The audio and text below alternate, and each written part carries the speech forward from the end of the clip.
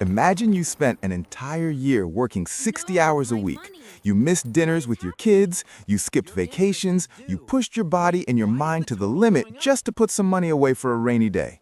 Now imagine that while you were sleeping, a government official walked into your bedroom and quietly took 20% of that money out of your dresser drawer. They did not ask, they did not send a bill, they just took it. Most people would call that a crime. In the world of finance, we call it inflation. You have been told that inflation is just a natural part of a growing economy, but that is a lie designed to keep you from getting angry.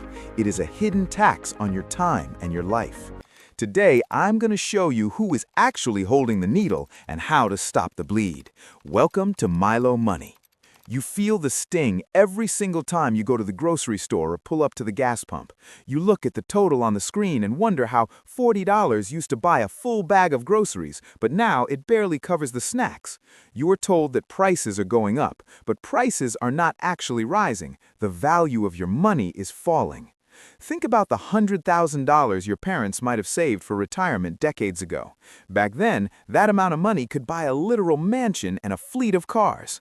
Today, that same $100,000 might buy you a nice kitchen remodel if you're lucky.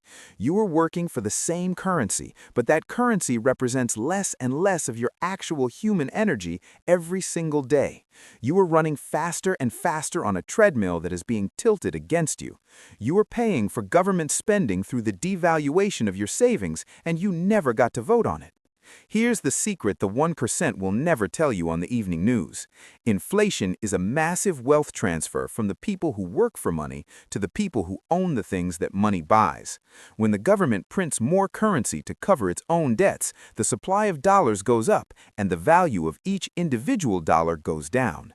If you have $10,000 in a savings account, you are the loser in this game because your purchasing power is evaporating. But if you're a billionaire who owns a massive real estate portfolio or a global corporation, you are actually winning. Your assets go up in price as the dollar goes down.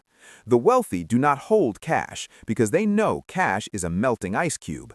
They use your devalued dollars to pay back their own debts, while you use your valuable time to chase a currency that is being destroyed by design. This is how the gap between the rich and the poor grows without a single new tax law being passed. You do not have to be a victim of this system, but you do have to change the way you think about wealth. Step 1 is to kill the cash mattress. Stop holding anything more than an emergency fund in a standard bank account. Anything else is just a donation to the system. Step 2 is to index your energy. Move your savings into low-cost index funds or assets that represent the actual productivity of the world. When the dollar falls, the companies you own will simply raise their prices, and your wealth will move with them. Step 3 is to own the infrastructure. Whether it's real estate or bits of code, you want to own things that people actually need to use. Hard assets are the only shield against a government that cannot stop spending money it does not have. You have to stop being a saver and start being an owner.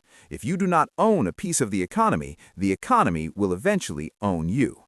The invisible tax is only invisible if you refuse to look at it. You have been trading your limited time on this earth for a currency that is being diluted every single hour. Your bank account is not a storage unit for wealth, it is a leaky bucket. My challenge to you this week is to look at your total savings and calculate how much you lost to 5% inflation this year.